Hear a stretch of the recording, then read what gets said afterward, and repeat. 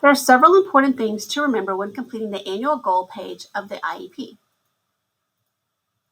We want to use this form for the initial IEP, each annual IEP, and then anytime amendments are made to the goal pages of the IEP.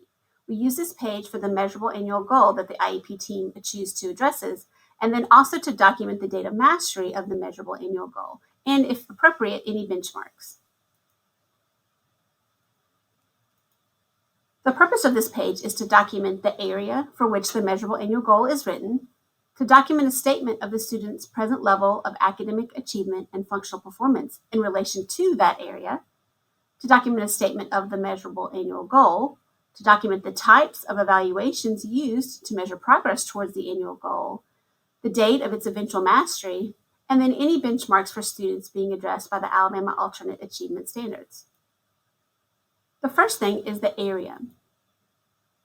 There are several things to remember when completing the area. You want to identify the area that the measurable annual goal is going to address, and this may be an academic area, such as math or reading or science, or a functional area, such as community participation or behavior. Remember that for all students participating in the Alabama Alternate Assessment Program, the following content areas must be addressed. You must address English language arts, math, and functional skills at a minimum. Next is the present level of academic achievement and functional performance. We want to state how the student's disability affects their involvement and progress in the general education curriculum for this particular area of instruction, and for preschool students, how it affects their participation in age-appropriate activities. There are several important things to remember. This information should be stated in a readily understandable way that's precise enough to understand what the student can do and in relation to what the student should be able to do in that area of instruction. We must include baseline data in the present level of academic achievement and functional performance. There needs to be a direct relationship between the area, the present level, and other components of the IEP, such as the goals, benchmarks, and special education or related services. Click here to watch a short video on the present level of academic achievement and functional performance. An essential component of the individualized education program is the present level of academic achievement and functional performance statement, or PLAF. A fully developed, well-written PLAF is the foundation of the IEP and is used to specify appropriate goals, services, supports, accommodations, and placement for the student.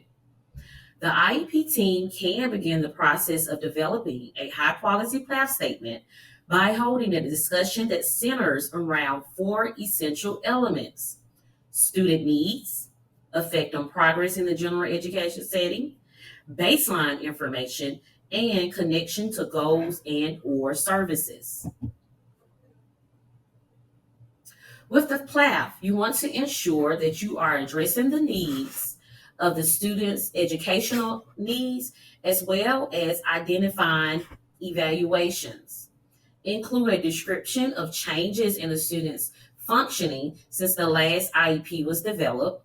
You want to make sure you include objective, measurable data to describe current performance. Also, explain how specific accommodations and modifications are needed and will be used by the student. Also, with the PLAF statement, you want to ensure that the structure is that you have that baseline statement that's using the same structure as the annual goal.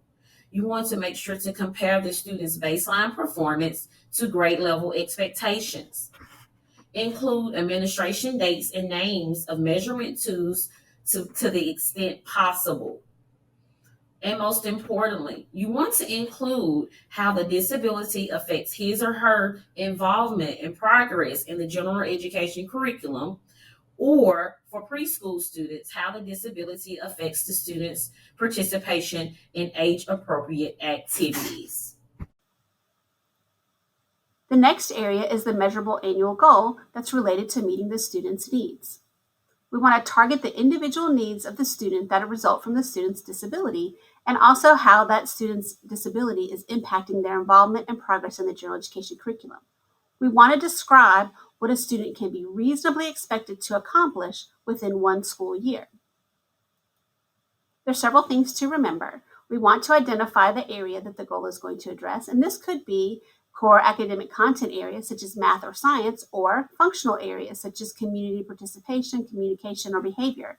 Remember that for students participating in the Alabama Alternate Assessment Program, measurable annual goals must be written for English language arts, math, and functional skills. The goals should target the individual needs of the student that are resulting from the student's disability and how it affects their involvement or progress in the general education curriculum. We want to then have specially designed instruction that's going to address these unique needs. The goals should describe what a student can be reasonably expected to accomplish within 1 year, and we want to be sure that we are addressing the specific needs written in the present level of academic achievement and functional performance.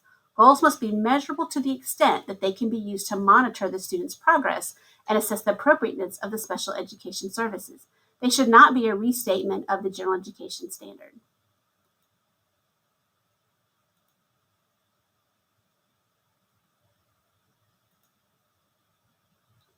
Click here to watch a quick video to learn more about the measurable annual goal. Essential elements for writing measurable annual goals. The IEP development process is essential when developing measurable goals for the student. During this process, you will collect relevant data, which will assist in identifying the student's present level of academic achievement and functional performance. More importantly, this process will help you to develop an appropriate annual goal for the student, as well as identify specially in design instruction the student needs. IEP goals are developed as a team and are based on the present level of academic achievement and functional performance, or PLAF. IEP goals must be written in language that ensures that the progress from a student's present level of performance toward the goal can and will be measured.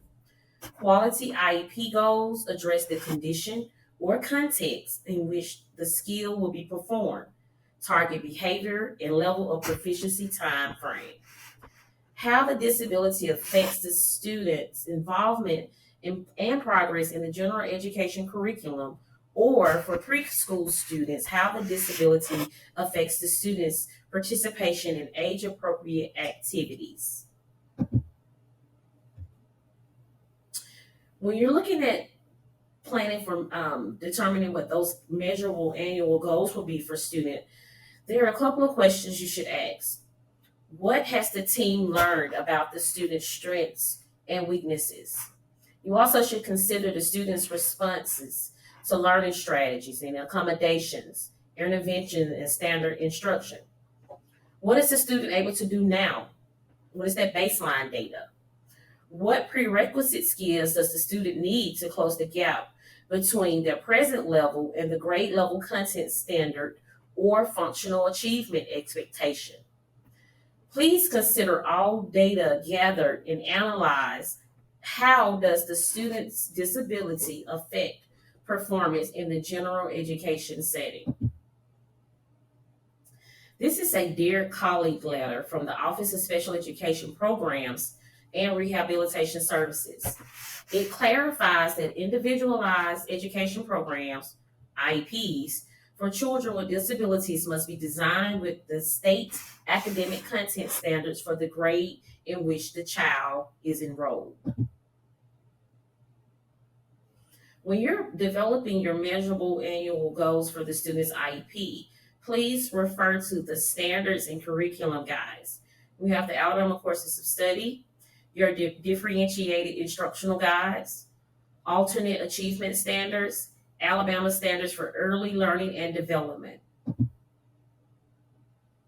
When writing measurable annual goals, you must ensure that the goals are specific, measurable, achievable, results-oriented, time-bound. So that comes up with our acronym of SMART. We want to ensure that you address the needs written in the present level of academic achievement and functional performance, or the student's PLAF. The SMART goals are measurable to the extent that they can be used to monitor the student's progress and assess the appropriateness of the special education services. When writing measurable annual goals, there must be a direct relationship between the area, the PLAF, and other components of the IEP, such as the measurable goal, the measurable annual goal, and benchmarks in special education related services. For all students participating in the Alabama Alternate Assessment Program, measurable goals must be written for English, language arts, math, and functional skills. Here are some differences between measurable and not measurable when we're considering developing those goals for students. So please keep these key terms in mind. One frequently asked question when we talk about measurable annual goals is, what do we mean by the term general education curriculum? The general education curriculum is the curriculum for non-disabled students, and this includes Alabama courses of study. We also can look to the differentiated instruction guides, Alabama alternate assessment standards, and for preschool children, the Alabama standards for early learning and development are used as the curriculum. Next, we want to talk about the date of mastery. And there's several important things to remember when looking at the date of mastery. We want to record the actual date that the student masters the measurable annual goal and benchmarks. And remember, this will be done throughout the school year or by the end of the IEP as it is reviewed. We will not put the dates of mastery before the IEP is implemented.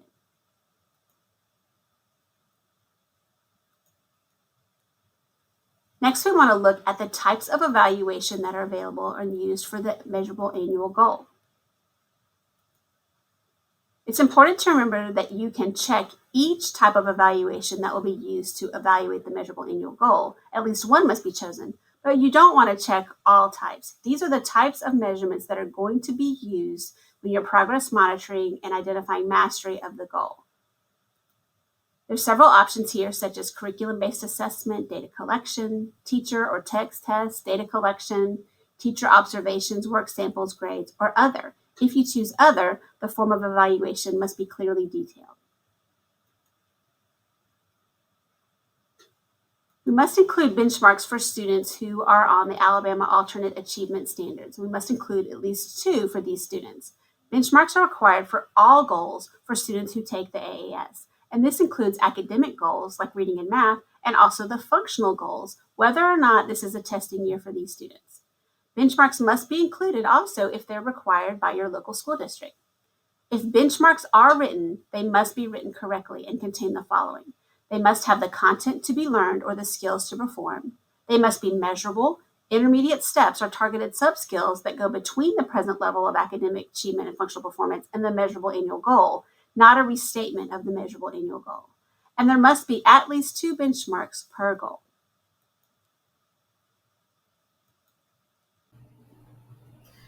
Benchmarks.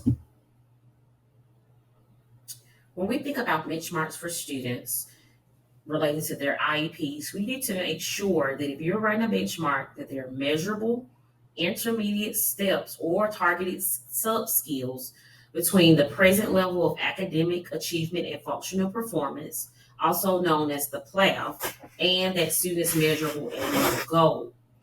The content in the benchmark should be something that the student is learning or a skill to be performed. Benchmarks are required for all goals for students who follow or are being instructed with the alternate achievement standards. This includes academic goals like reading and math and functional goals, regardless of whether it is a testing year. You should be sure to include at least 2 benchmarks for students working on alternate achievement standards. And finally, the last thing to address at the time that the annual goal written is looking at the method in which progress is going to be reported to parents. You can watch a quick video here to learn more about progress monitoring options. In PowerSchool Special Programs, you must choose the method in which progress is going to be reported to parents. The method of reporting progress to parents is chosen at the time the annual goal is written. There are several benefits to using the graphing option in PowerSchool. Progress monitoring is an evidence-based practice. The present level should contain baseline data aligned with the annual goal. When using the graphing option in PowerSchool Special Programs, input this data and the time frame of the annual goal at the time the goal is written, and Special Programs will create the graph for you. There's nothing more intuitively understandable than a graph. The graph documents the effectiveness of the intervention and the student's progress towards the goal. How do you know when your intervention is ineffective or not as effective as it should be? When student progress monitoring data points begin to fall below the expected rate of progress, a trend line is added to the graph, and this prompts the case manager to consider the need for a change in intervention within the current services provided or the possible need for an IEP meeting to adjust their special education services. If the student fails to make progress as noted by the trend line, the teacher may adjust the strategy or intervention to better meet the student's needs, and this documentation becomes part of the new graph. The new graph shows the change in intervention and its effect on the student's progress, documenting that FAPE was provided.